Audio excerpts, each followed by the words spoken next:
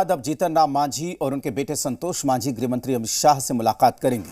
19 जून को हिंदुस्तानी अवाम मोर्चा कार्यकारिणी की बैठक के बाद दोनों दिल्ली जाएंगे, जहां आगे की रणनीति तय करेंगे।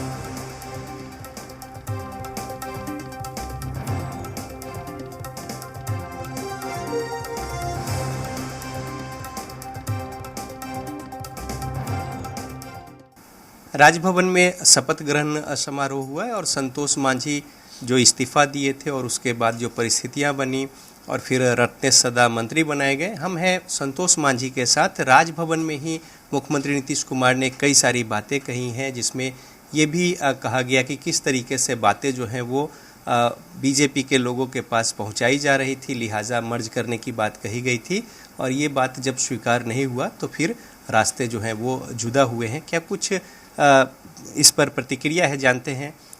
यहाँ पे ये बताइए कि जो आरोप लगे हैं और मुख्यमंत्री नीतीश कुमार स्पष्ट कह रहे हैं कि बातें जो है इधर उधर कही जा रही थी और हमने ही बनाया था, लिहाजा कहा कि मर्ज कर जाइए, लेकिन वो हुआ नहीं और उसका परिणाम जो है वो इस तरीके से।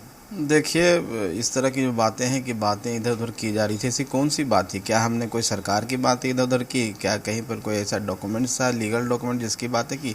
अगर पार्टी विशेष की बात अब कर रहे हैं कि 23 तारीख के बैठक में क्या डिसीजन होता है, उन लोग रहेंगे तो जाके बता देंगे।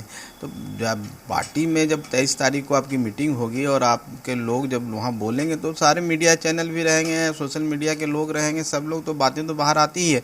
लेकिन आपको अगर ऐसी कोई शंका था, ऐसी कोई बात थी तो खुल के बोलना चाहिए था। आज जो भारत रत्न की बात है और दशरथ मांझी की, जेडीयू में एक प्रेस कॉन्फ्रेंस करके भी ये बताया गया कि ये कोरी बातें हैं और जो अंदर की बात है वो यही है कि वो बार बार वहाँ पे मिल रहे थे और उनकी मंशा जो है वो कुछ अलग थी, लिहाजा अभी 23 के बैठक के पहले इस तरीके से निर्णय वो लेना पड़ा। देखिए, एक बार मुलाकात हुई है दशरथ मांझी को भारत रत्न दिलवाने के नाम पर अमित शाह जी से, जो प्रधानमंत्री के ऑफिस से उनका अपॉइंटमेंट फिक्स हुआ था हम लोग का उनके साथ, और एक आदमी नहीं गए थे, कम से कम 20-21 आदमी का डेलीगेशन गया था और जिनको आज शामिल कराए हैं जनता दल यूनाइटेड ने, उनके बेटे को, वो भी साथ में थे। उनसे पूछ लीजिए ना कि क्या बातें हुई थी। वही तो वहाँ पे कह रहे हैं और उनसे ही कहवा रहे हैं कि मंशा जो है वो अलग थी।